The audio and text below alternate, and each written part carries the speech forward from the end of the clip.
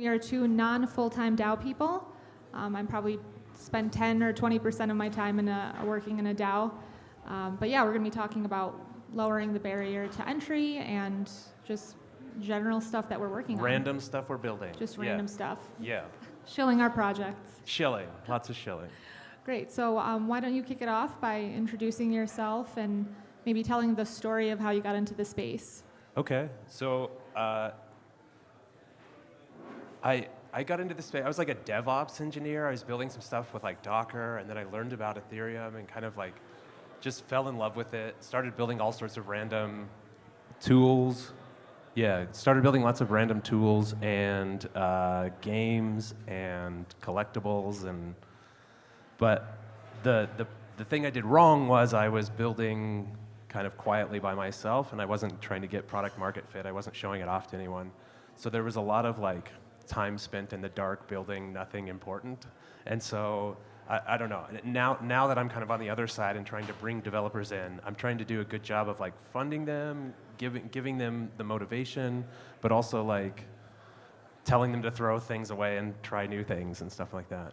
So now I'm in the position where I'm building lots of tools and then trying to fund developers to use those tools and provide them with an education to kind of get them through the speed run of Ethereum. How did you get into this space, Kseniya? Ooh, good question. So I got into this space around 2017. I had started my company. We're a tech consultancy that initially we were building traditional web and mobile applications for our clients. About a year into the company, my partner and I, Doug, we got into the space. We had a couple friends that were mining Ethereum, and I was like, what do those two words mean? So I first got into Bitcoin, read the Internet of Money by Andreas Antonopoulos. I don't know if anyone has read that. It's a compilation of his talks. And that was a really, I think, great introduction into the space because it was really about the why of blockchain and like how it was going to change the world. And I'm like, it's a revolution, you know. Yeah, so that was really inspiring. And then being a developer, made my way to Ethereum. And when I learned about writing smart contracts and deploying them on this open global network, that was super exciting. So we convinced our other two business partners that we should, start working in the space and started marketing ourselves as smart contract engineers. For the first couple of years, I was doing a lot of the coding for our clients. Now we've grown and I've hired people that are way better developers than I am. But yeah, that's like the company, how our company transitioned into blockchain and how I got into it. Aside from that, since getting into tech, I've always been really inspired about getting more women into this space because as soon as I started going to meetups, I noticed that it was just all guys. I just wanted more people that looked like me or more females. So I've always been like starting or involved in women's organizations. In LA, I started a group called DAP Ladies, where I actually taught smart contract development to other female developers. Also involved in the rabbit hole with Anne Wilmot. I'm sure some of you know Anne. She's super awesome, doing a lot of stuff in the DAO space. And we held events highlighting women and just educating women about blockchain. And then MetaGammaDelta is the DAO that I'm in, which we'll talk to in a little bit. So yeah, just doing a lot of different things. Awesome. So when I think about onboarding, a lot of what I think about is just making that process smooth, and it goes back to like my early days of building like burner wallets. And we had burner wallets at ETH Denver to 2019, and you would like scan a code, and you were instantly in, and you had the wallet. You didn't have to like retype the seed phrase. It was just a lot easier onboarding. And so I am excited to see how we could use that technology in like little ephemeral DAOs. Like right now I could throw a QR code up on the screen, everyone could hit it with their phone, and then like we could vote on like what topic we talk about next or something like that. That would be like instant onboarding into a DAO. So I'm excited about like just like tools and how we onboard and what that looks like kind of going forward. Yeah, do you want to maybe speak to some of the different tools that you've worked on? I know, like you said, you're big on developer onboarding, so I'd love to hear more about that. Yeah. So like Burner Wallet was one, and then like meta-transactions-y kind of stuff along there for a ways. And then I got into building this thing called ETH Build. If you go to eth.build, it's like this really visceral kind of, you can wire things up. It's like a node editor. You can like drop in a blockchain and then query for like what's the current block number, or drop in a transaction hash, or drop in a key pair and like sign a message with the key pair. So eth.build was like, for me, just like it was a tool that I could use and other people could use to tinker with Web3, but it turned into being like an education platform for me. If you go to eth.build now, there's videos of me going through eth.build, trying to teach like starting with hash functions and then transactions and all the way through like how does a distributed ledger work, and then what's the Byzantine general problem, and what's a blockchain look like. So eth.build was like that first tool, that original tool, and then I transitioned to Scaffold ETH. Once ETH build was kind of there, Scaffold ETH has had a lot more impact. Scaffold ETH is like it's like a dApp template, so it gets you dangerously close to having a full decentralized app. It works out of the box, and it's a template. It's kind of like a starter kit. And so what we saw were like all these people were building new starter kits with Scaffold ETH. You can go look at like the 250 branches of Scaffold ETH and find one that's like interesting to you, and fork that and use that, and it'll get you, dangerously close to having a prototype and ready to go. And then with Scaffold ETH, I kind of came upon this like ETH dev speed run. So working with other folks at the EF, we kind of realized that you don't just drop into the space and drop a banger and everyone gives you $1 million. Like, you have to get into the space, you have to learn Solidity, and that's like the top of the Dunning-Kruger. You feel like you can do anything you want, but really you need to go through this tour of duty of, how does randomness work on chain, and how does signed messages work, and how does a multi-sig work, and how do you build it, and DeFi and tokens and NFTs and bonding curves, and there's so much to learn that I use Scaffold ETH to build this like ETH dev speedrun. So if you have a Web 2 developer out there and you want to onboard him into Ethereum, just tell him to go Google Ethereum speedrun or Ethereum dev speedrun, and it's just a Medium article where I just go through like, here is each step of what you need to do along the way, and here's like challenge 1 and challenge 2 and challenge 3. So that's Scaffold ETH, and then one last thing is the Build Guild. All these tools, sorry. No, it's all good. Yeah.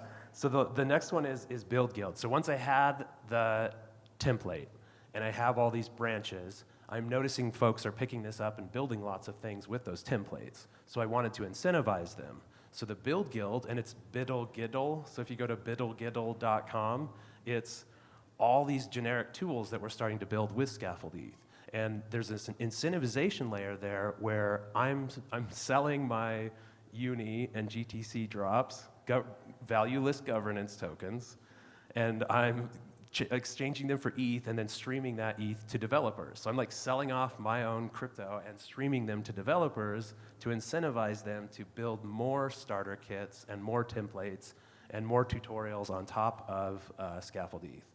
Like random examples, like a generic multi-sig, like we had a generic quadratic funding branch. We have like NFT galleries and signature-based auctions, and I see Dennison in the back. I remember I was on a call with the Dada artists, and they were thinking about how they would do some kind of like NFT where you had like 20,000 possible NFTs you could mint, and how you would do that. And Dennis was like, you should use a Merkle root. And so then the Dada people were like, we should use a Merkle root.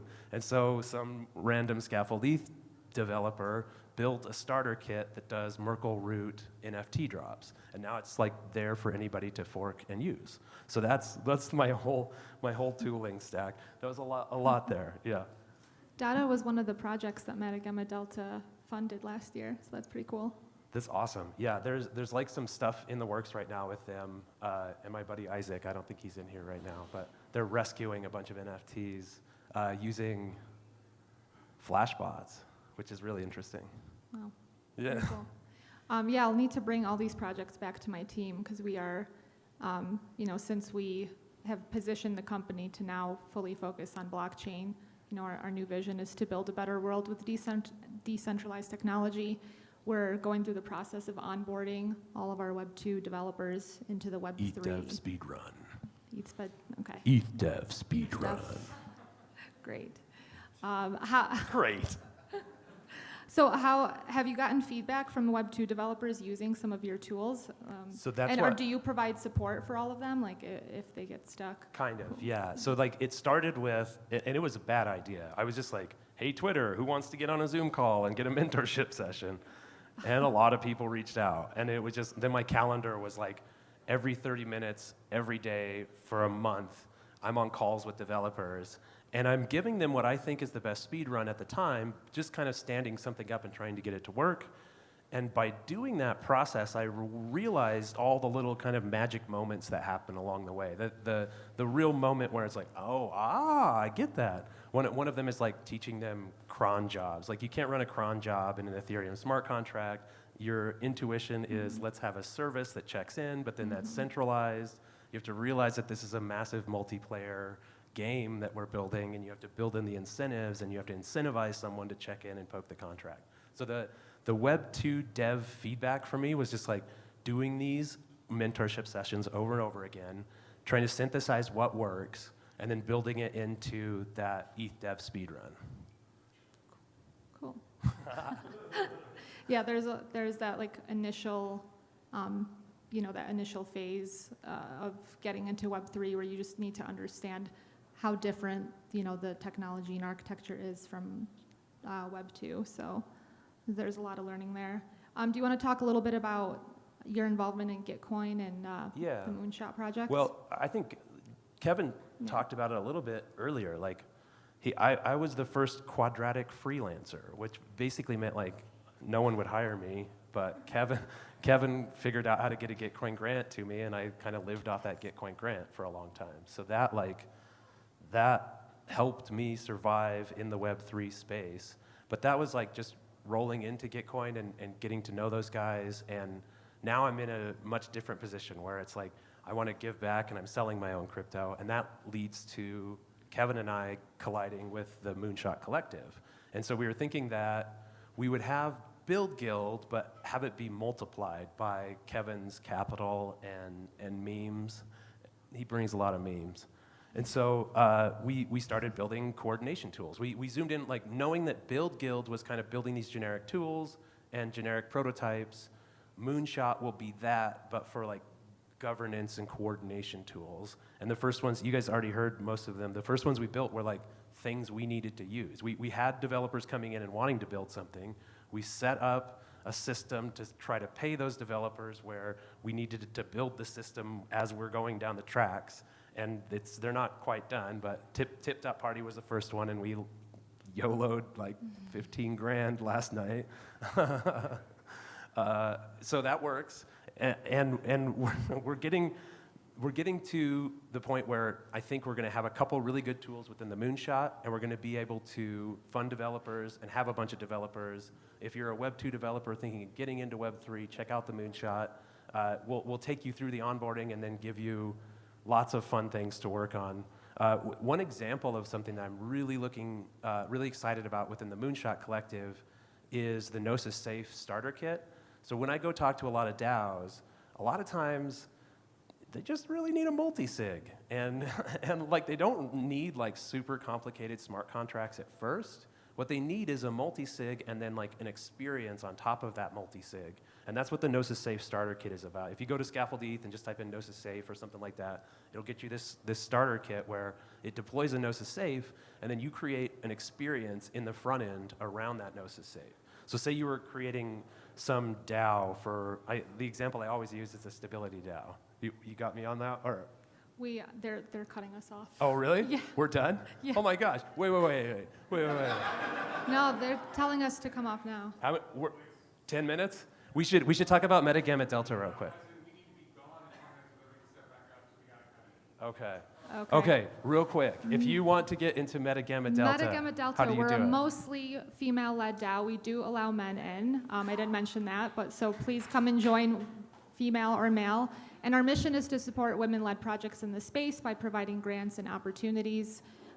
There's also a social aspect in it. You know, we're trying to build a community of global women, of women around the globe to come together, talk about crypto. We also do internal member training where we have members teach about certain projects or things that they're interested in. So yeah, the mission again is to fund women-led projects in the space. We want to make sure that we're building this like decentralized future that we've been talking about for the past couple days to include all types of people. And so that's what our vision is with MGD. Woo. So please come join. Go to our Twitter page and you can get a link to our Discord, and we have instructions on how to pledge and everything. We're very welcoming of newbies, so we can help with like all the wallet stuff that you need to do. Awesome. All right, Good show. thanks everyone.